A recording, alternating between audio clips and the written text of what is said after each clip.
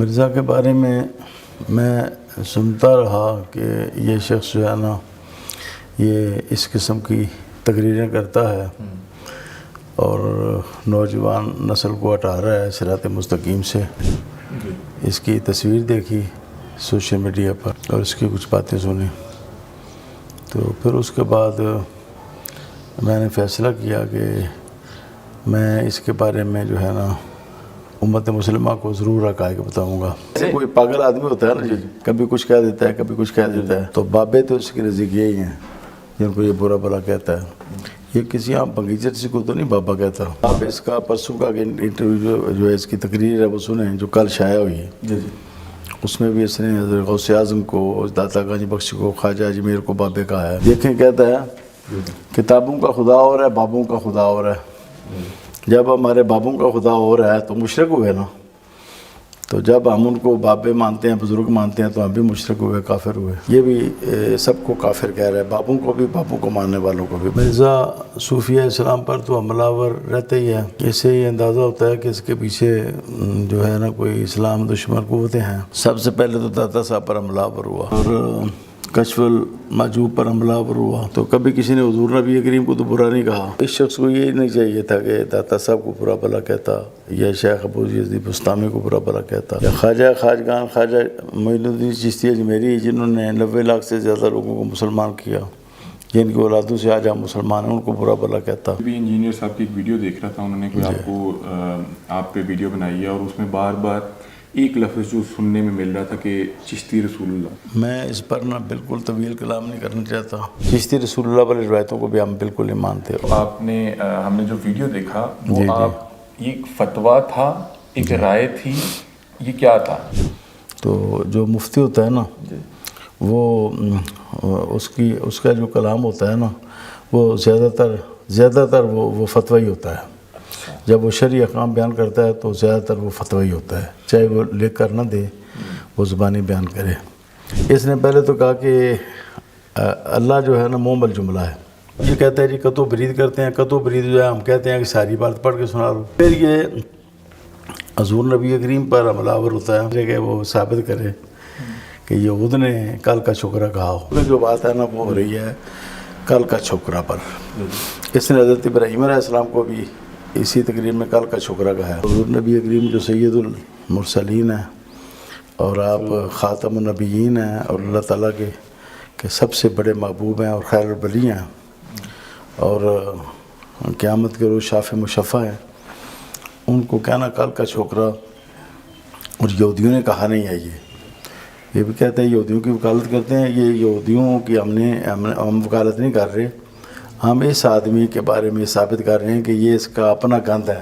حضور نبی کریم کی بے ادبی تو کہتے ہیں جی کہ مجنون کر رہے تو وہ بھی واجب القتل ہے. سمجھدار آدمی ہے، ذہین ہے.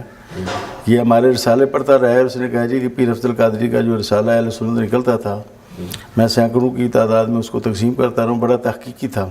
السلام علیکم ناظرین، میں ہوں آپ کا میزبان علی حمزہ اور آپ دیکھ رہے ہیں نیو ڈیجیٹل. ناظرین آج آپ کی ملاقات بڑی خاص شخصیت سے کروانے والے ہیں. آج ہمارے ساتھ موجود ہوں گے پیر محمد افضل قادری صاحب. آج کل بہت زیادہ خبروں کی زینت بنے ہوئے ہیں. آپ نے سوشل میڈیا پر کچھ خبریں بہت زیادہ گردش کرتے ہوئے دیکھی ہوں گی کہ پیر محمد افضل قادری صاحب نے انجینئر محمد علی مرزا صاحب پہ فتویٰ لگا دیا اور اس کے بعد ان پہ FIRs بھی کٹی ہیں اور جس کی ترغیب جو ہے پیر صاحب کی طرف سے دی گئی تھی. کیا معاملہ ہے؟ انجینئر صاحب کا کچھ عرصہ پہلے ہم نے انٹرویو کیا. اس کے بعد جب یہ معاملہ بنا تو ہمیں یہ لگا کہ ہمیں جو ہے پیر صاحب سے بھی جا کے بات کرنا چاہیے، موقف لینا چاہیے کہ کیا معاملہ ہے، ایسی کیا بات ہوگی کہ بات اس حد تک پہنچ گئی. پیر صاحب سے بات چیت کرتے ہیں. السلام علیکم. وعلیکم السلام ورحمۃ اللہ وبرکاتہ. پیر صاحب کیسے ہیں آپ؟ الحمدللہ، اللہ کا شکر ہے. پیر صاحب سب سے پہلے مجھے بتائیں کہ سوالات کیے جا سکتے ہیں، کوئی معاملات تو نہیں ہے. دوسرا میں انٹرویو کے آغاز میں اپنی آڈینس اور پیر صاحب کے گوش گزار کرنا چاہوں گا کہ پیر صاحب جو میرا ناقص علم ہے وہ آپ کے علم کے آگے بہت چھوٹا ہے اور اس کی کوئی وقت نہیں ہے.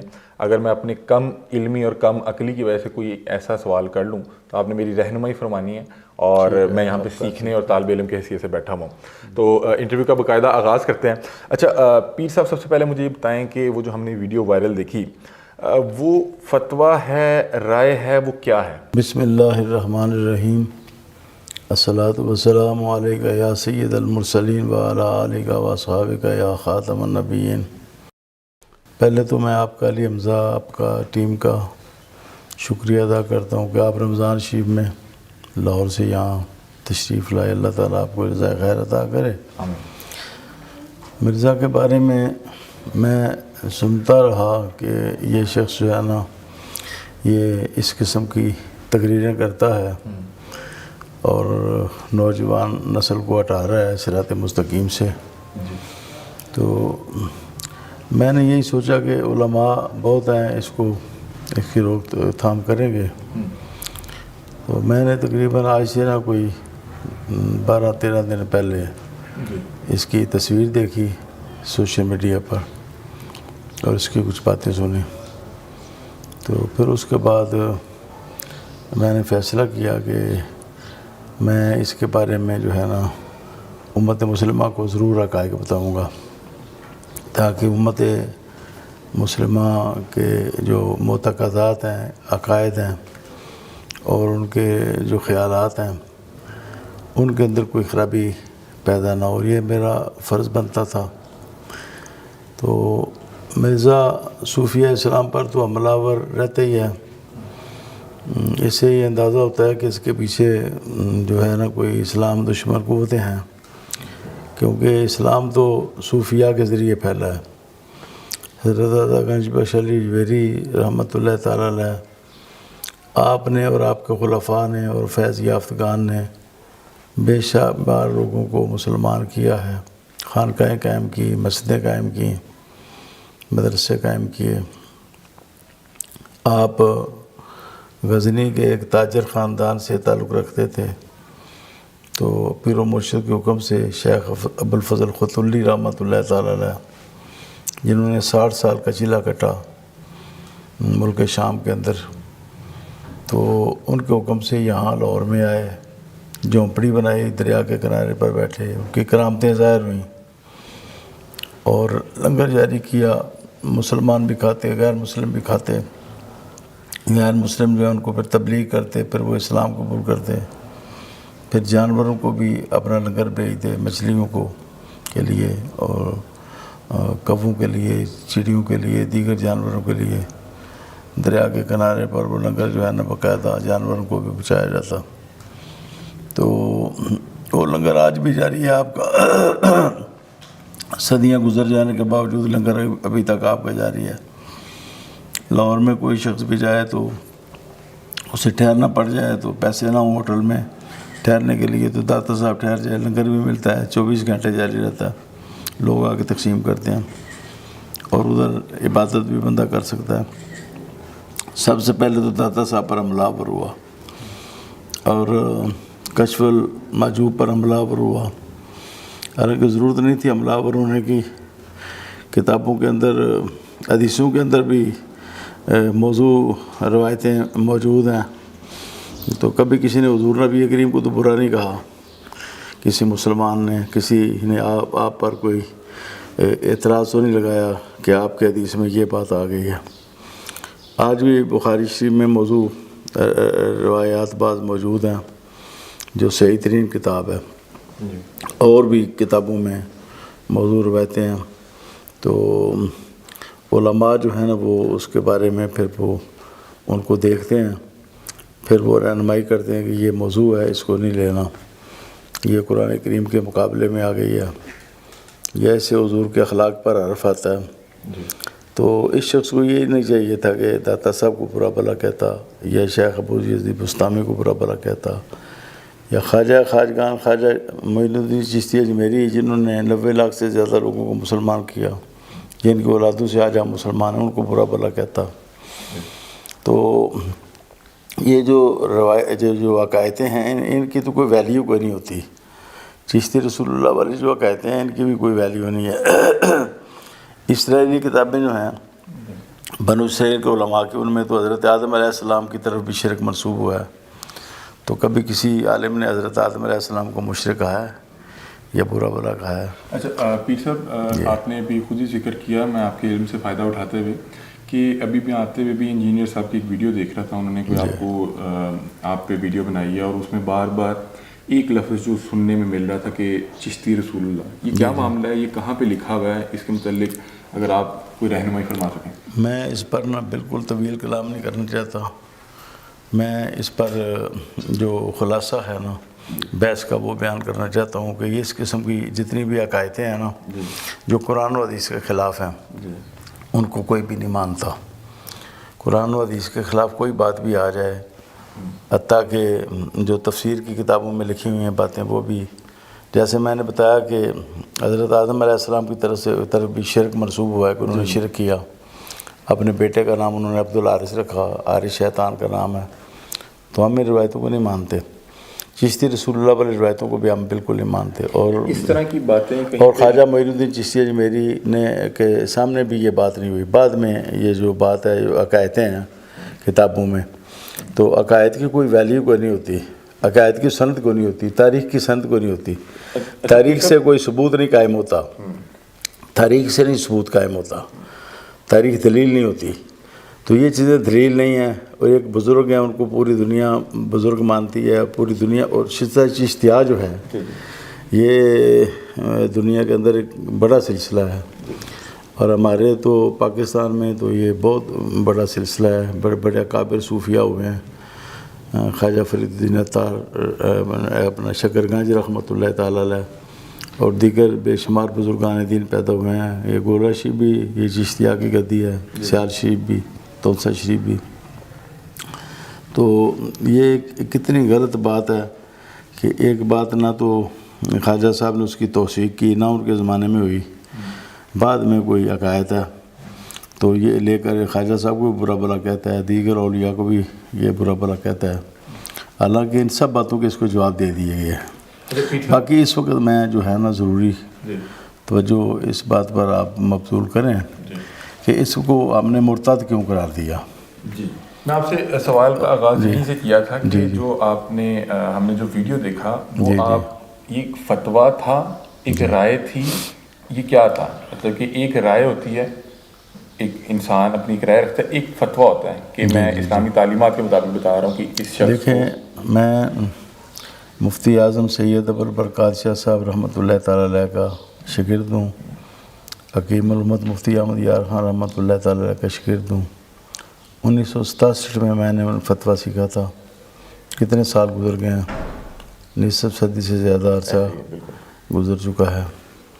تو جو مفتی ہوتا ہے وہ اس کا جو کلام ہوتا ہے وہ زیادہ تر وہ فتویٰ ہی ہوتا ہے۔ جب وہ شرعی احکام بیان کرتا ہے تو زیادہ تر وہ فتویٰ ہی ہوتا ہے، چاہے وہ لکھ کر نہ دے، وہ زبانی بیان کرے۔ تو اس شخص نے جو کیا، میں اس پر تھوڑا سا تبصرہ کرتا ہوں مختصراً۔ اس نے پہلے تو کہا کہ اللہ جو ہے مومل جملہ ہے۔ پہلے تو اس کی آپ جہالت دیکھیں، اللہ مومل نہیں، جملہ نہیں ہے، جملہ ہوتا ہے کم از کم 2 لفظ اس میں ہوں، تو اور وہ خبر یا انشاء طلب کا فائدہ دے، اس کو جملہ کہتے ہیں۔ اللہ جو ہے یہ مفرد لفظ ہے اور ذات واجب الوجود پر دلالت کرتا ہے۔ اس کا نام ہے جس ہستی نے ساری کائنات پیدا کی، جو رب العالمین ہستی۔ مومل کسے کہتے ہیں؟ جیسے کہا جائے جی پانی شانی آئے، پانی شانی پی لیں، پانی تو اس کی حقیقت ہے، شانی کی حقیقت کوئی نہیں۔ جس کی حقیقت کوئی نہ اس کو مومل کہا جاتا ہے۔ اس نے اللہ تعالیٰ کی بے ادبی کی، ذات واجب الوجود کو اس نے مومل قرار دیا، اور پھر کہا اس کی کوئی اہمیت نہیں۔ اب یہ کہتا ہے جی قطع و برید کرتے ہیں، قطع و برید جو ہے ہم کہتے ہیں کہ ساری بات پڑھ کے سنا لو، ارد گرد کی پڑھ کے سنا لو، قطع و برید تو کوئی نہیں ہے، یہ بالکل واضح صریح جملہ ہے، صریح کفر ہے۔ پھر یہ حضور نبی کریم پر حملہ آور ہوتا ہے، اور میں نے کل اس کا تھوڑا سا سنا ہے، وہ کہہ رہا تھا کہ یہ جو یہود کی باتیں ہیں ان میں سے میں نے کوئی خلاصہ نکال کے کل کا شکرہ کہا۔ جی جی، اچھا، یہ آپ فرمائیں کہ یہود کے بارے میں ہمارا چیلنج ہے کہ وہ ثابت کرے کہ یہود نے کل کا شکرہ کہا ہو۔ کل کا کیا مطلب؟ جیسے کوئی کہے جی آپ تو کل کے شافعی ہیں علی حمزہ صاحب، تو توہین ہے کہ نہیں ہے؟ میں تو جلدی پوچھتی شافعی ہوں اور آپ کل کے ہیں، اس میں توہین ہے کہ نہیں؟ تنقیص ہے کہ نہیں؟ اچھا پھر ہم نے یہ سوال کیا، اچھا جی، تو انہوں نے آگے سے ہمیں کچھ منطق اور دلیلیں دی۔ انہوں نے کہا کہ اگر میں کچھ کسی منافقین کی طرف سے ان کی کہی گئی بات بتا رہا ہوں. تو میں نے کہا کہ لوگ آپ سے یہی کہتے ہیں کہ یہ لفظ کہاں لکھا ہوا ہے. جی. تو انہوں نے آگے سے ہمیں جو دلیل دی وہ یہ تھی کہ کئی عربی کے ایسے الفاظ ہیں جو اردو میں موجود نہیں ہیں, اور کئی بار آپ تمام باتوں کو جب اکٹھا کر کے بیان کرتے ہیں اردو لغت میں, تو میں نے اس میں وہ بیان کیا تھا, اور انہوں نے کہا کہ یہ جو لفظ ہے اس میں کوئی قباحت اور کراہت بھی نہیں. علی حمزہ صاحب, جی جی, کوئی واقعہ ہے تو اس کو بے ادبی کے انداز میں بیان کرنا, اس سے بھی بے ادبی ثابت ہوتی ہے. حضور نبی کریم کی بے ادبی تو کہتے ہیں جی کہ مجنون کرے تو وہ بھی واجب القتل ہے. جو جنون کی حالت میں ہے اس پر احکام شرع لاگو نہیں ہوتے, لیکن مجنون جو ہے وہ حضور کی بے ادبی کرے, آپ کو گالی دے, وہ بھی واجب القتل ہے. یہ ہمارے علماء کے فتوے موجود ہیں. اس نے تو ہوش حواس میں پڑھا, یہ سمجھدار آدمی ہے, ذہین ہے, یہ ہمارے رسالے پڑھتا رہا ہے. اس نے کہا جی کہ پیر افضل قادری کا جو رسالہ اہل سنت نکلتا تھا, میں سینکڑوں کی تعداد میں اس کو تقسیم کرتا رہا ہوں, بڑا تحقیقی تھا. یہ سن 2000 کے لگ بھگ کی بات ہے. ہمارے یہ رسالے پڑھتا رہا ہے. تو پھر یہ اور بھی کئی علماء کے ساتھ یہ اس کا تعلق رکھا ہے. ایک دم سب کے خلاف ہو گیا, حتیٰ کہ دوسرے فرقوں کے علماء کے بھی خلاف ہو گیا, اور سب کوئی یہ بے دین تو مشرک کہہ رہا ہے. پھر کہتا ہے میں سب کے پیچھے نماز پڑھتا ہوں, اور ہمارے بزرگان دین کو یہ مشرک کہتا ہے. دیکھیں, کہتا ہے کتابوں کا خدا اور ہے, بابوں کا خدا اور ہے. جب ہمارے بابوں کا خدا ہو رہا ہے تو مشرک ہوئے نا, تو جب ہم ان کو بابے مانتے ہیں, بزرگ مانتے ہیں, تو ہم بھی مشرک ہوئے, کافر ہوئے. تو کافروں کے پیچھے نماز جائز ہے نہیں. تو اس کے نظریات میں تضاد ہے, اس کے اعتقادات میں. جیسے کوئی پاگل آدمی ہوتا ہے نا, کبھی کچھ کہہ دیتا ہے, کبھی کچھ کہہ دیتا ہے, تو اس کے خیالات میں شدید احتجاج پایا جاتا ہے. اچھا, میں اس پہ آپ کو یہ اپنا تجزیہ بتانا چاہ رہا ہوں کہ میں نے جب مجھ سے یہ پوچھا کہ اس کا کیا مطلب ہے کہ کتابوں کا خدا ہو رہا ہے اور بابوں کا خدا ہو رہا ہے, تو ان کا جو مجھے سمجھ آیا, واللہ عالم وہ اپنی بہتر پوزیشن کلیئر کر سکتے ہیں. انہوں نے کہا کہ کچھ چیزیں ہمارے ہاں جو ہے علم جو ہے اس طرح ہر شخص تک نہیں پہنچ سکا, تو کچھ لوگوں نے من گھڑت باتیں بھی اپنے, آپ کسی بھی علاقے یا گاؤں میں جائیں گے تو کسی نے کچھ نہ کچھ ایسے بنایا ہوگا, اور ہم نے دیکھا یہاں پہ آج کل اس طرح کے بھی معاملات ہو جاتے ہیں. تو انہوں نے کہا کہ یہ ان کی بات کر رہی ہے کہ اکثر کچھ لوگ کہتے ہیں کہ فلاں بندہ پرواز کر سکتا ہے یا اس طرح. آپ اس کا پرسوں کا انٹرویو جو ہے اس کی تقریر ہے وہ سنیں, جو کل شائع ہوئی ہے. جی جی, اس میں بھی اس نے حضرت غوث اعظم کو, داتا گنج بخش کو, خواجہ اجمیر کو بابے کہا ہے. جی جی, تو خواجہ اجمیر کے بارے میں تو اس نے دھمکیاں دی ہیں کہ میں ان کے ماننے والوں کو ایسا کر دوں گا, ایسا کر دوں گا. تو بابے تو اس کے نزدیک یہی ہیں جن کو یہ برا بلا کہتا ہے. یہ کسی عام بغیچہ سے کو تو نہیں بابا کہتا, یہ اسلام کے جو عظیم ممتاز صوفیاء ہیں ان کو یہ بابا کہتا ہے. آپ وہ بتا رہے تھے ان کو خدا ہو رہا ہے. جی جی, یہ دیکھیں, جیسے میں کہوں کہ میں تو اللہ کو مانتا ہوں, اس کی بات کرتا ہوں. علی حمزہ آپ کا خدا کوئی اور ہے, اللہ آپ کا خدا نہیں ہے. تو یہ آپ پر میں نے شرک کا میں نے الزام لگایا کہ نہیں لگایا, کفر کا. جی, خدا تو سب کا ایک ہے نا, اللہ سب کا ایک ہے. یہ بھی سب کو کافر کہہ رہا ہے, بابوں کو بھی, بابوں کو ماننے والوں کو بھی. بہرحال اس وقت جو بات ہے نا وہ ہو رہی ہے کل کا چھوکرا پر. اس نے حضرت ابراہیم علیہ السلام کو بھی اسی تقریر میں کل کا چھوکرا کہا ہے. جب وہ ابراہیم علیہ السلام نے ان کے بت توڑ دیے نا, تو آپ وہاں سے واپس تشریف لے آئے, کولاڑا بڑے بت کے ساتھ لٹکا دیا اس کے گردن کے ساتھ. تو لوگوں نے کہا کہ یہ ایک نوجوان کا کام ہے. سمینا فتن, فتح کا لفظ ہے, کہتے ہیں لا فتح الا علی, فتح نوجوان تو علی ہے, جوان تو علی ہے. اس نے وہاں بھی کل کا چھوکرا ترجمہ کیا, اس نے خود, اس نے وہاں پر یہود کی طرف نہیں منسوخ کیا. یہ کہتا ہے کہ لوگوں نے کہا جی کہ کل کا چھوکرا ہے ابراہیم علیہ السلام کے لیے بھی اس نے کل کا چھوکرے کا لفظ استعمال کیا. اور حضور نبی کریم جو سید المرسلین ہیں اور آپ خاتم النبیین ہیں اور اللہ تعالیٰ کے سب سے بڑے محبوب ہیں اور خیر البلی ہیں اور قیامت کے روز شاف مشفع ہیں, ان کو کہنا کل کا چھوکرا. اور یہودیوں نے کہا نہیں ہے, یہ بھی کہتے ہیں یہودیوں کی وکالت کرتے ہیں. یہ یہودیوں کی ہم وکالت نہیں کر رہے, ہم اس آدمی کے بارے میں ثابت کر رہے ہیں کہ یہ اس کا اپنا گند ہے, اس کے عقیدے کا گند ہے اپنا. یہ خود کہہ رہا ہے کسی یہودی صحابی کہنے دیتے تھے کسی کو کل کا چھوکرا. کوئی صحابی اتنے وہاں پر مہاجرین تھے، انصار تھے مدینہ شریف میں، یہودیوں کی مجال کیا تھی، وہ حضور کو کل کا چھوکرا کہتے. اس پر ہم نے اس کو چیلنج کیا ہے کہ یہ لائے، نہیں لا سکا. اس پر یہ شکست کھا گیا، انشاءاللہ کورٹ میں بھی شکست کھائے گا. اچھا پیر صاحب، کہیں ایسا تو نہیں ہے کہ کہیں کوئی لینگویج بیریئر ہے، کوئی زبان کا فرق؟ کچھ بھی نہیں ہے، کچھ بھی نہیں ہے. یہ دیکھو نا، کل کا اس کی بھی عربی ہے عام سے جی. چھوکرا جو رہتا ہے نا، کام عقل بچے کو کہتے ہیں، جو بھی جس کا جو بھی کامل بالغ نہ ہوا ہو. حضور 53 سال میں گئے ہیں مدینہ شریف میں، تو آپ کو کیسے چھوکرا کہہ سکتے تھے یہود، اور کل کا کیسے کہہ سکتے تھے؟ یہ تو ممکن ہی نہیں ہے یہود کہیں، اور ثابت بھی نہیں ہے. یہ اس کو چیلنج بھی کیا ہے، اس پر شکست کھا گیا، مکمل طور پر ناکام ہو گیا کل کا چھوکرا ثابت کرنے پر. اور کورٹ میں انشاءاللہ تعالی کورٹ بھی اس پر انشاءاللہ ایکشن لے گی، کیونکہ اس پر امید ہے کہ جلدی 295C بھی لگ جائے گا. اور جب 295C لگے گا تو اس کو سمجھ آ جائے گی. اس کو انشاءاللہ دن کو تارے نظر آئیں گے. ابھی یہ گھبرایا ہوا ہے، بہت زیادہ بھاگتا ہے. کبھی جو اسلام کے جو مصلحین ہیں وہ بھی چھپتے ہیں، ہاں جی، وہ بھی کبھی ادھر چھپتے ہیں، کبھی ادھر چھپتے ہیں، کبھی ادھر چھپتے ہیں. رات ادھر گزارتا ہے، دن ادھر گزارتا ہے، ہاں جی.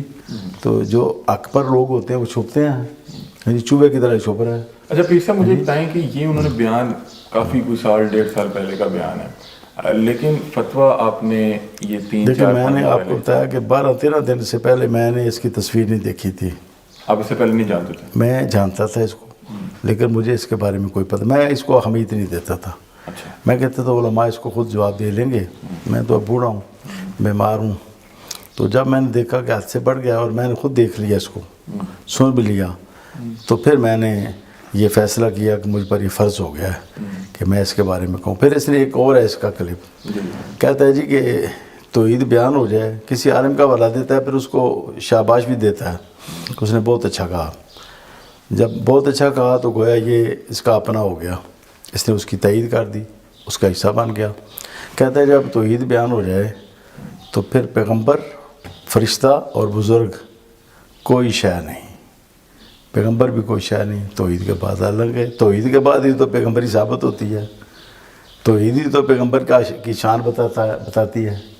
عقیدہ توحید تو نبی کا منصب واضح کرتا ہے، فرشتے کا بھی، اولیاء اللہ کا بھی. تو اتنے قرآن پاک میں بیان کیا نا، اللہ تعالیٰ نے بیان کیا نا. جی. تو توحید جو ہے عقیدہ، وہ تو اللہ تعالیٰ کی طرف منسوب ہے نا جی. تو اللہ تعالیٰ ہی تو یہ شان عطا کرتا ہے. تو کہتا ہے کوئی شے نہیں. اچھا، کہنا نبی کوئی شے ہی نہیں، فرشتہ کوئی شے ہی نہیں، بزرگ کوئی شے ہی نہیں.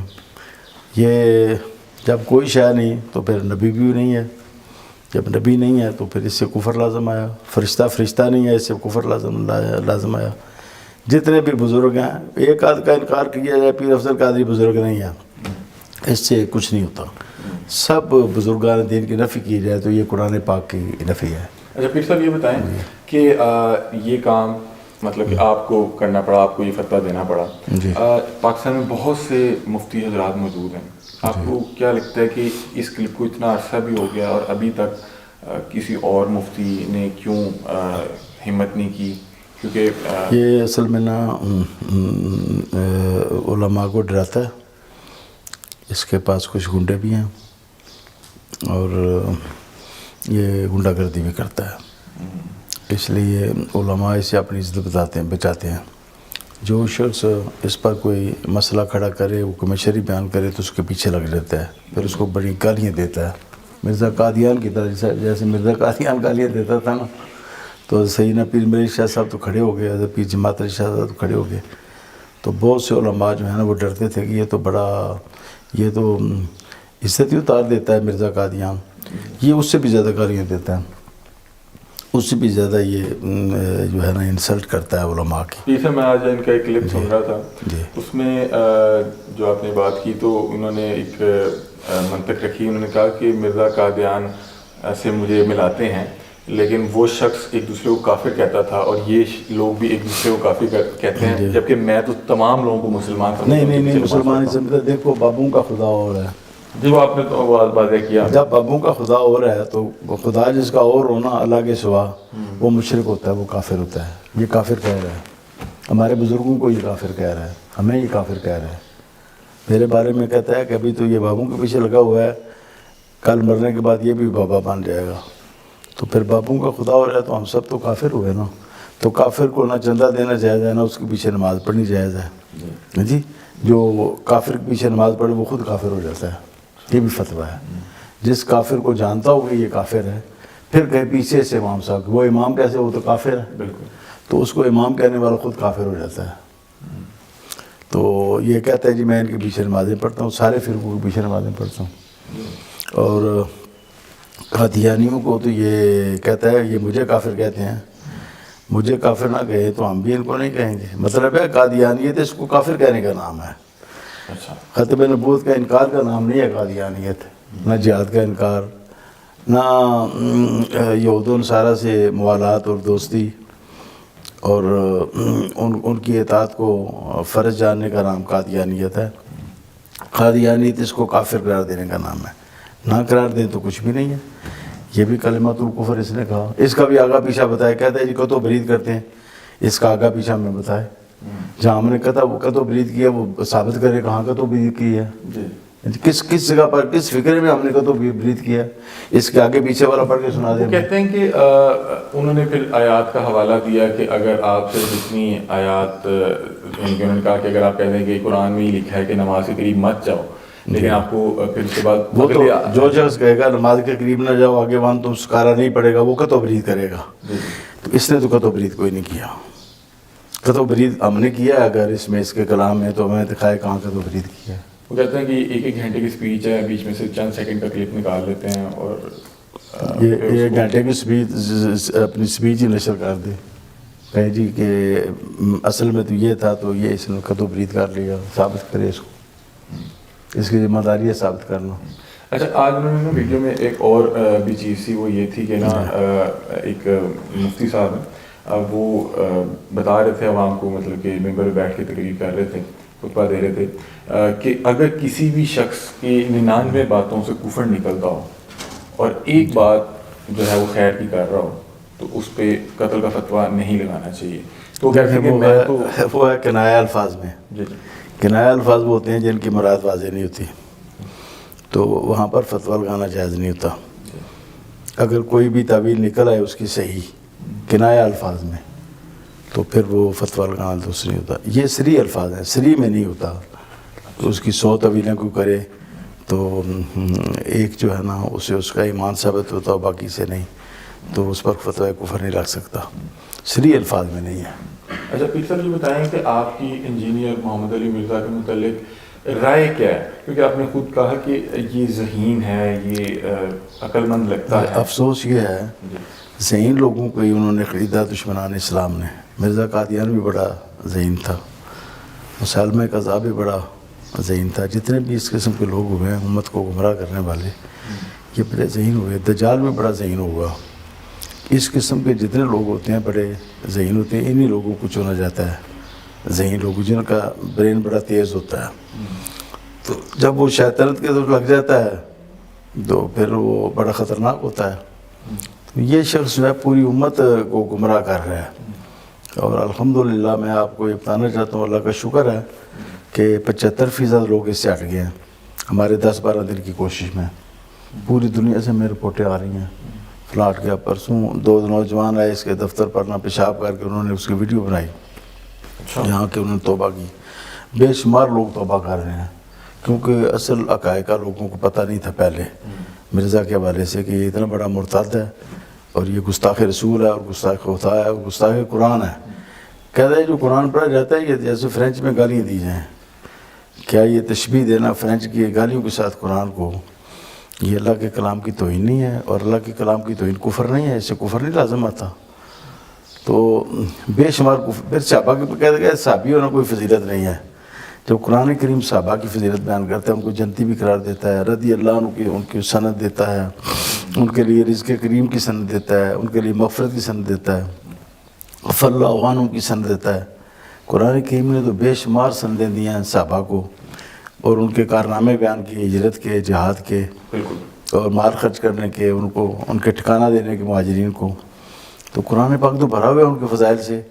اور حضور نے فرمایا تم اونٹ پہاڑ کے برابر سونا خرچ کرو. تو میرے صحابہ نے جو میرے ساتھ کھڑے ہوئے ہیں، ان کا یہ مقام و مرتبہ اللہ کے نزدیک ہے کہ یہ سیر یا آدھا سیر جو خرچ کریں تو تمہارا ثواب جو ہے نا، جو اونٹ پہاڑ کے برابر 7 کلومیٹر لمبا ہے، تمہارا ثواب جو ہے کم ہوگا صحابی سے. یعنی آدھا سیر جو کے برابر بھی تمہارا اونٹ پہاڑ کے برابر سونا نہیں پہنچ سکتا. تو یہ کہتے ہیں کوئی فضیلت نہیں ہے. یہ حدیثوں کا بھی انکار ہے، قرآن کا بھی انکار ہے.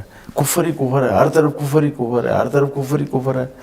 ہاں جی، اور ہر چیز کی یہ توہین کر رہا ہے، قرآن کی کر رہا ہے، اللہ کی کر رہا ہے. فرض کریں کہ ہم چلیں مانتے بھی ہیں ایک سیکنڈ کے لیے کہ یہ کوئی لفظی یا کوئی زبانی یا کوئی لینگویج بیریئر کا مسئلہ تھا، ان کے علاوہ وہ جو ہر مسلک میں سے جو تنقید کر رہے ہوتے ہیں وہ کہتے ہیں میں انہی کی کتابوں سے انہی پر تنقید کر رہا ہوں تو اس لیے میں انہیں ہضم نہیں ہو پا رہا. ایسا بھی کوئی ہے اس میں؟ دیکھیں، اس وقت ہم دوسرے جو مسالک ہیں ان کو نہیں چھیڑنا چاہتے. اس وقت ہم چاہتے ہیں کہ سب مل کر نا اس فتنے کا مقابلہ کریں اپنے اپنے پلیٹ فارم سے. کیونکہ سب مسالے کے بارے میں ہم رائے دے چکے ہیں، وہ ہمارے بارے میں رائے دے چکے ہیں، اور عرصہ سے ہم رائے دے رہے ہیں ایک دوسرے کے بارے میں. تو میرا خیال ہے کہ اس وقت نا ہمیں خلط محبت نہیں کرنا چاہیے. اس وقت جب مرزے کی جو تحریک ہے نا، یہ مرزے کے خلاف ہونی چاہیے، یہ کسی اور کے خلاف نہیں ہونی چاہیے. وہ کہتے ہیں مجھے بہت سی دنیا سن رہی ہے، میرے یوٹیوب پہ بہت زیادہ ویوز ہیں، میرے بہت زیادہ وہ پیسہ لگتا ہے نا، جی، تو پھر اس کی پھیل جاتی ہے ساری جو ویڈیو ہے، لاکھوں تک پہنچ جاتی ہے پیسہ لگنے سے. پیسہ کون لگاتا ہے؟ اس میں اس کی تو کوئی سروس مل نہیں ہے نہ اس کے وہ کارخانے. کہتے ہیں کہ میں تو پیسہ کما بھی نہیں رہا یوٹیوب سے. پھر وہ کون اس کو پھیلاتا ہے؟ میری اسپیچ کو کیوں نہیں کو پھیلاتا؟ کسی اور عالم کی اسپیچ کو کیوں نہیں کو پھیلاتا؟ اس کو موتی لگے ہوئے ہیں. ان پڑھ آدمی ہے، عربی کی عبارت نہیں پڑھ سکتا، یہ عربی کی عبارت نہیں پڑھ سکتا، صرف و نحو سے یہ ناواقف ہے. ہوشیار آدمی ہے، بس ترجمے دیکھ کر یا اس کے پیچھے جو بورڈ ہے کسی کا بھی ہے، جو صحابہ کو گالیاں دینے والے ان کا بورڈ ہے، یا جو ختم نبوت کا انکار کرنے والے ان کا بورڈ ہے، یا اوپر یہود و نصارہ کا کوئی بورڈ ہے اس کے پیچھے. اور اب ہمیں یہ بالکل پتہ چل رہا ہے کہ اس کے ہر طرف سے ٹیلی فون آ رہے ہیں. ہاں جی.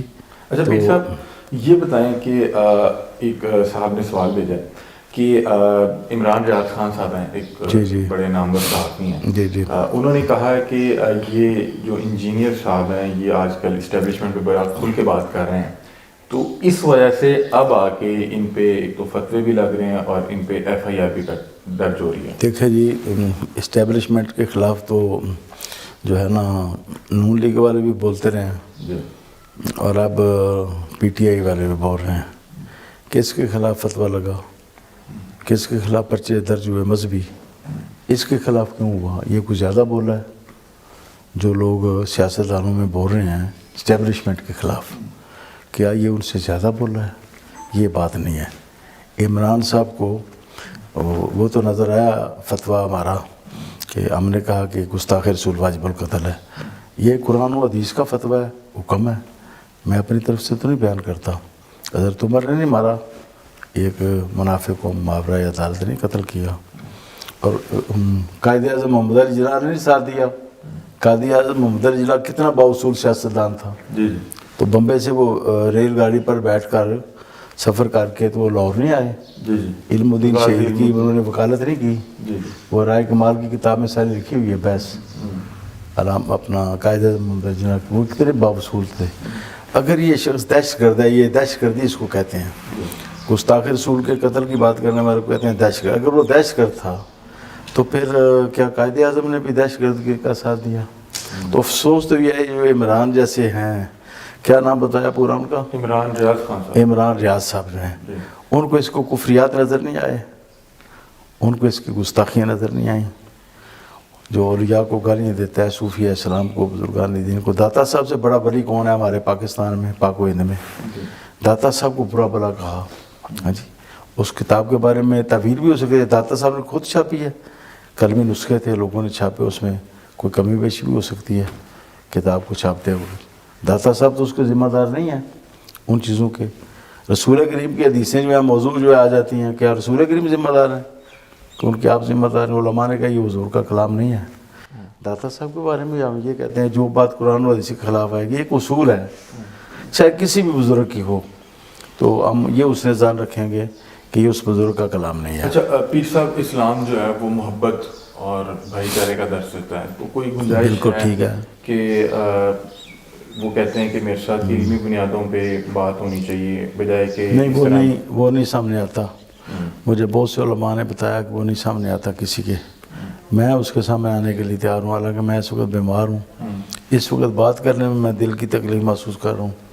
لیکن اگر وہ کہے، اللہ پاک آپ کو صحت دے، اگر وہ کہے کہ میرے سامنے آ کے وہ بات کرے تو عمرانی شفا جائے، مجھے اپنے گھر میں بلا لے، میں اس کے ساتھ بات کرتا ہوں. مطلب کہ اگر وہ علمی بنیادوں پہ آپ سے بات کرنا چاہتے ہیں، علمی بنیادوں پر بات کرے، بات کرنے پر 100%. لیکن وہ ظاہری بات ہے، وہ اپنے آپ میں اپنے طور پہ اس خوف میں بھی ہوں گے کہ کہیں مجھے بلا کے، کیونکہ ان پہ کچھ حملے بھی ہوئے ہیں ان کی. ہم اس کی گارنٹی دیں گے جی، اگر ہم اس کو بلائیں گے نا براڑیاں شریف، جیلم سے لانے اور وہاں واپس پہنچانے تک ہم ذمہ دار ہوں گے، لکھ دیں گے ہم ذمہ دار. اور آپ ان کے جتنی بھی علمی اور جتنی بھی بالکل میں ان ان سے بات کروں گا. بالکل، مطلب کہ بات چیت سے حل نکل بہت جونیئر ہے، ہمارے ہاتھوں میں پلا ہے، پیدا ہوا ہے. ہم اس کو پورا سمجھانے کی کوشش کریں گے، اتمام حجت کرنے کی کوشش کریں گے انشاءاللہ تعالی. جب ایک شخص پہ فتویٰ لگ چکا ہو جی، تب اس کو سمجھایا جا سکتا ہے؟ جی ہاں، یہ سمجھایا جا سکتا ہے کہ وہ باز آ جائے، یہ تو سمجھایا جا سکتا ہے.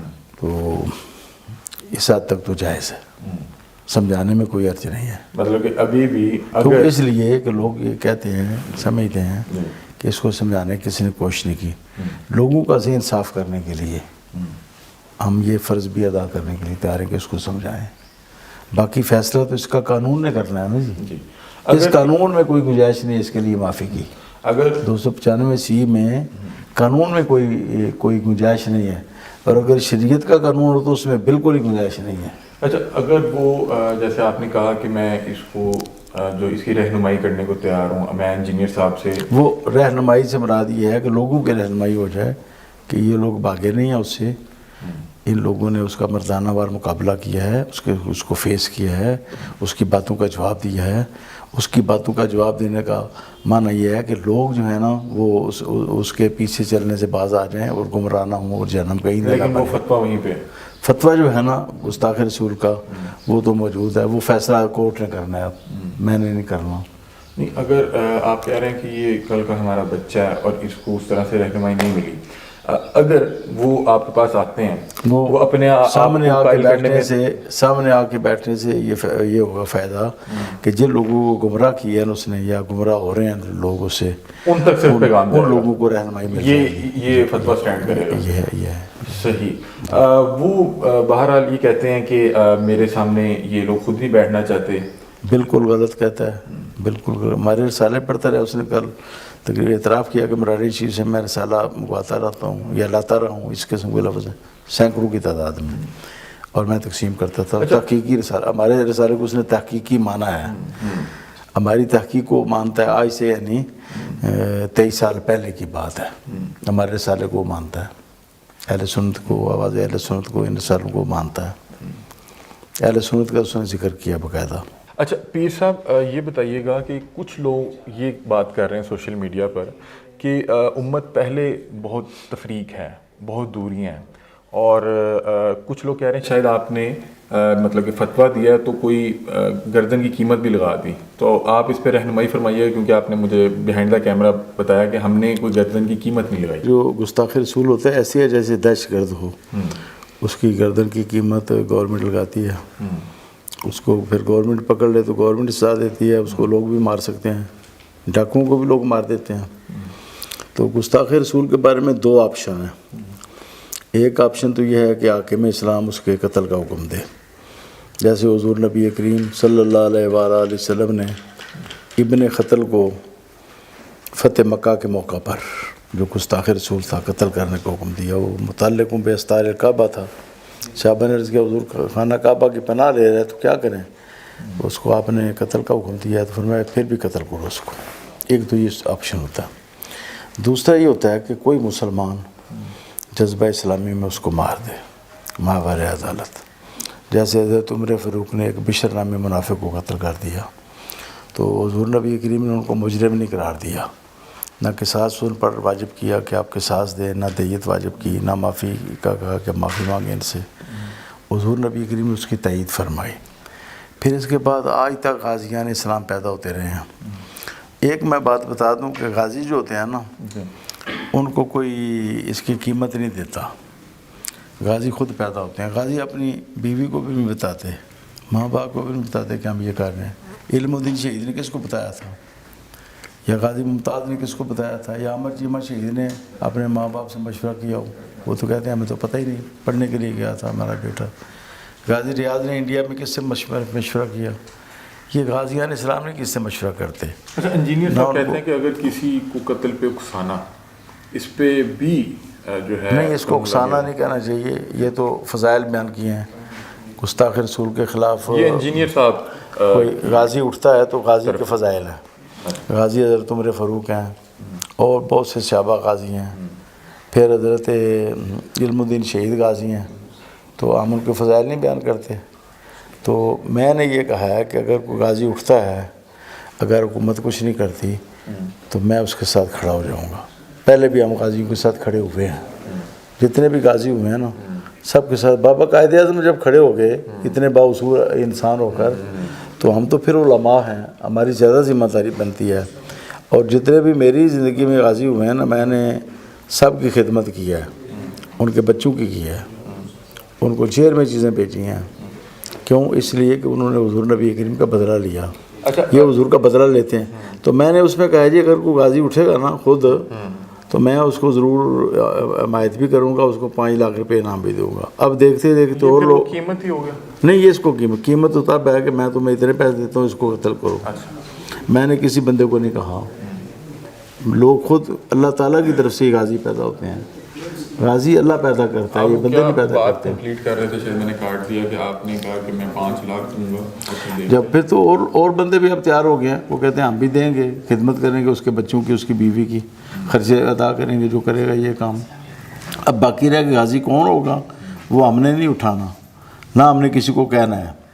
وہ اللہ تعالیٰ نے پیدا کرنا ہے. اچھا غازی اللہ پیدا کرتا ہے. غازی جو ہے نا مفتی نہیں پیدا کرتے، نہ علماء پیدا کرتے ہیں. غازی اللہ نے پیدا کرنا ہے. اچھا یہ بتائیے گا اب یہ دیکھیں کہ گورنمنٹ جو ہے یہ اعزاز حاصل کرتی ہے، اس کو ضائع موت دیتی ہے، یا کوئی غازی اٹھتا ہے. دونوں آپشن ہیں، اور پہلے سے آ رہے ہیں، عہد نبوی سے آ رہے ہیں دونوں آپشن. ان پر ہم تنقید بھی نہیں کر سکتے. غازی کے کردار پر جو تنقید کرے گا وہ حضور نبی کریم صلی اللہ علیہ وسلم کی جو سنت ہے تائید کی، اس سنت پر تنقید کرے گا. حضور نے تائید کی ہے غازیوں کی. اچھا انجینئر صاحب پہ ایک FIR بھی کٹ چکی ہے جی. تو وہ کسی آپ کے طالب علم یا آپ کے کسی جاننے والے نے کٹوائی ہے یا یہ دیکھیں شیر اسلام بیٹھے ہوئے ہیں سامنے، یہ ہے باب ہے، انہوں نے کٹوائی ہے. ان کا بھی انٹرویو کیا جا سکتا ہے. ان کا ضرور انٹرویو آپ کریں. باقی یہ جو کہہ جی پیچھے اسٹیبلشمنٹ ہے، میں خانہ کعبہ میں قسم اٹھانے کے لیے تیار ہوں کہ میں نے خود فیصلہ کیا کسی کے کہنے پہ خلاف. نہ.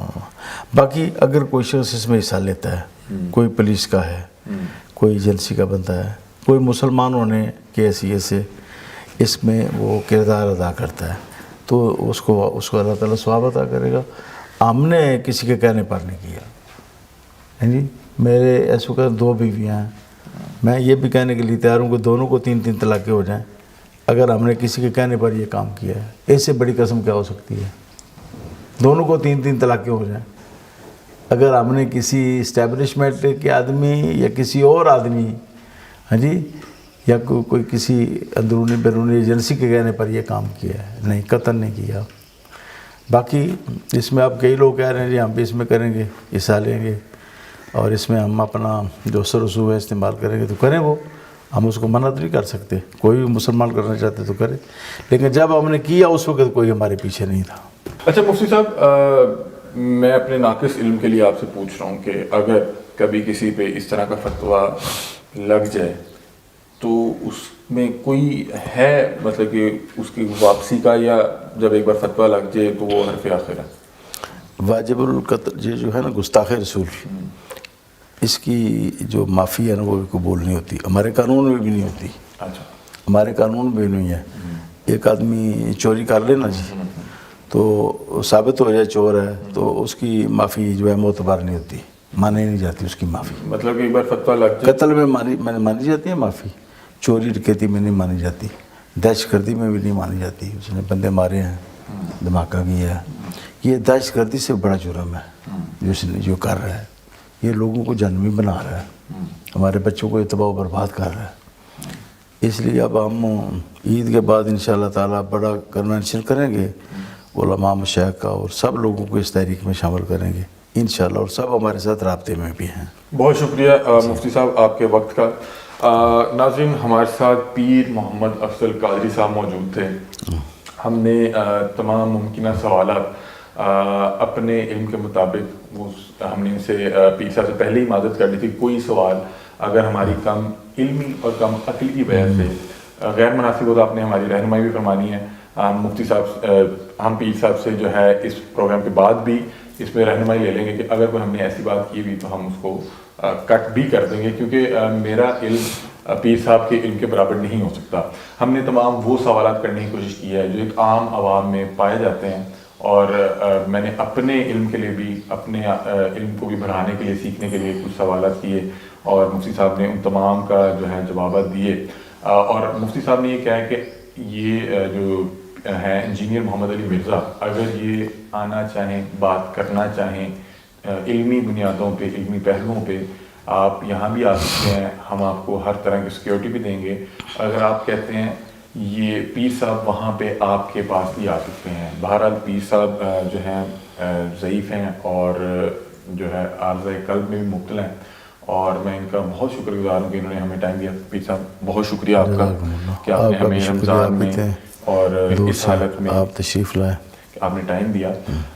تو ناظرین، اپنی رائے سے آپ نے بھی کمنٹ سیکشن میں ضرور آگاہ کرنا ہے. تب تک کے لیے اپنے میزبان علی حمزہ کو دیجیے اجازت. اللہ حافظ.